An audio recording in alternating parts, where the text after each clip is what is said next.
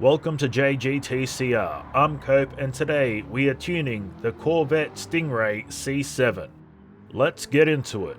In factory trim, this C7 is surprisingly nimble.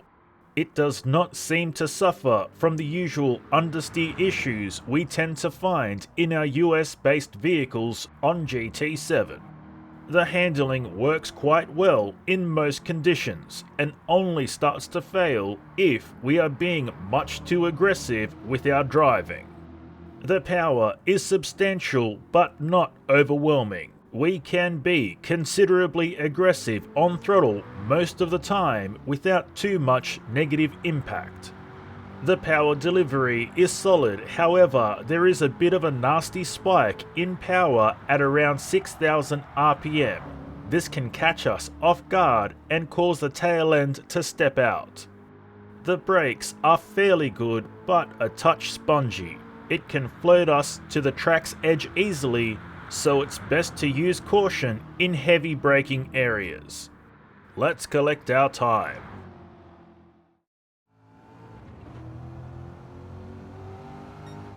7 minutes 26.5 seconds. On to the race tune. The main issue we had when tuning the C7 was oversteer. This is reflected in our tune. Our body height adjustment is lower at the rear than the front. This shifts the natural chassis weight towards the rear. We also used ballast of 70 kilos at a ballast positioning of 25 over the rear wheels to pin it to the ground.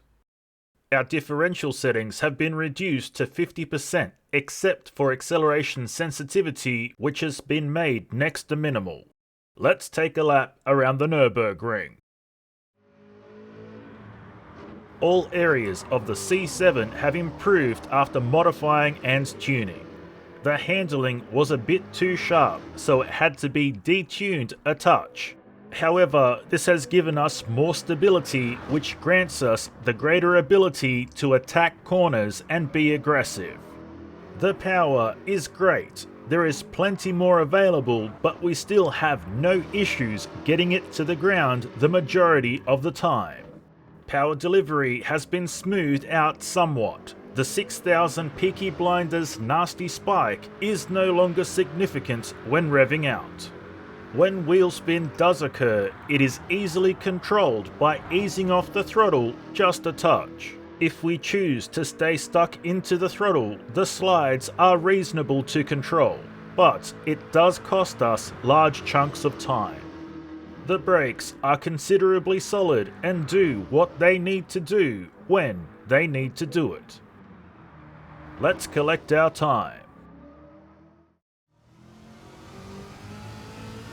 6 minutes 9.1 seconds. And now the drift tune. A fairly standard drift tune for the C7 by our standards. A squatting stance, softer suspension at the rear, a locked diff, 100 kilos of ballast at a ballast positioning of 25 over the rear wheels. Let's drift Suzuka. This is a high-speed drift build. This Corvette leaned into top-speed drift and we listened.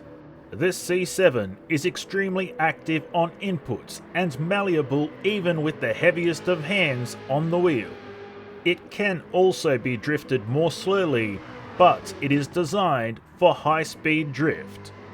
The handling is incredibly crisp, making this Vette very agile on circuit. Car placement is never an issue as it responds instantly to our commands. The power is quite high, so roasting the rear end is always an option for a bit of fun. The power delivery is aggressive if we are, and it's chilled if we are, so it really comes down to us choosing our drifting style and applying it. This Corvette can be thrown relatively hard into turns with little consequence, and collecting the drift afterwards is a breeze.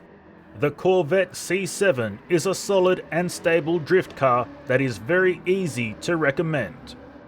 And that's all we have for you today, so until next time, keep racing!